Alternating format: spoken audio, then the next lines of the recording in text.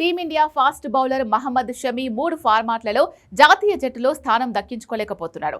ఒకవైపు సెలెక్టర్లు Shami fitness, form పై తమకు అనుమానాలు ఉన్నాయని వ్యక్తం చేయగా, మరోవైపు ఈ సీనియర్ పేసర్ తాను పూర్తి ఫిట్నెస్ తో ఉన్న సెలెక్టర్లు ఎంపిక చెయ్యట్లేదని నిరాశ వ్యక్తం చేశాడు. దీంతో షమికి ప్రస్తుతం జరుగుతున్న రంజీ ట్రోఫీ ఛాలెంజింగ్ గా మారింది. ఈ ఏడాది రంజీల్లో బంగ్లా తరపున బరిలోకి దిగిన షమి దుమ్ము రేపుతున్నాడు. 35 ఏళ్ల వయసులో తన బౌలింగ్ తో నిప్పులు చెరిగాడు. ఇప్పటి వరకు 2 మ్యాచ్లు ఆడిన షమి ఏకంగా 15 వికెట్లు తన ఖాతాలో వేసుకున్నాడు. తొలి మ్యాచ్లో ఉత్తరాఖండ్ పై బెంగాల్ 8 వికెట్ల తేడాతో ఘన విజయం సాధించింది. ఈ మ్యాచ్లో షమి తొలి ఇన్నింగ్స్ లో 3, 2 ఇన్నింగ్స్ లో 4 వికెట్లు పడగొట్టాడు.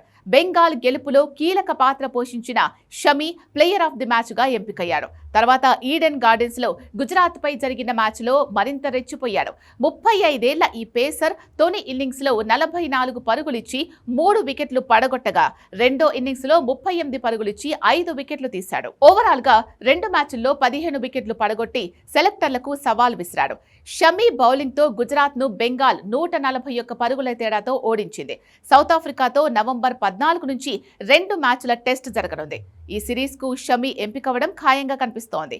ఒకవేళ షమిని సౌత్ ఆఫ్రికాతో టెస్ట్ సిరీస్ కు ఎంపిక చేయకపోతే అతడి కెరియర్ ముగిసినట్టే.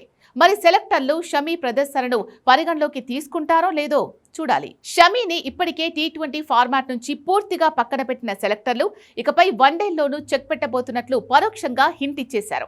3 ఫార్మాట్లలో చోటు దక్కించుకోలేకపోతున్న ఈ స్టార్ పేసర్ తన అసహనాన్ని వ్యక్తం చేస్తున్నారు.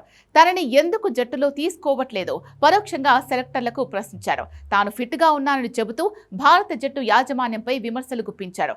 వాస్తవానికి ఐపీఎల్లో ఫ్లాప్ అవ్వడం షమి కెరియర్ ను దెబ్బతీసిందని చెప్పొచ్చు. ఐపీఎల్ 2025 సీజన్లో సన్ రైజర్స్ హైదరాబాద్ తరపున 9 మ్యాచ్ల్లో 6 వికెట్లు మాత్రమే తీయగలిగాడు. అప్పటికే ఫిట్నెస్, ఫామ్ తో ఇబ్బంది పడిన షమికి ఇంగ్లాండ్తో 5 మ్యాచ్ల టెస్ట్ సిరీస్ కు చోటు దక్కలేదు.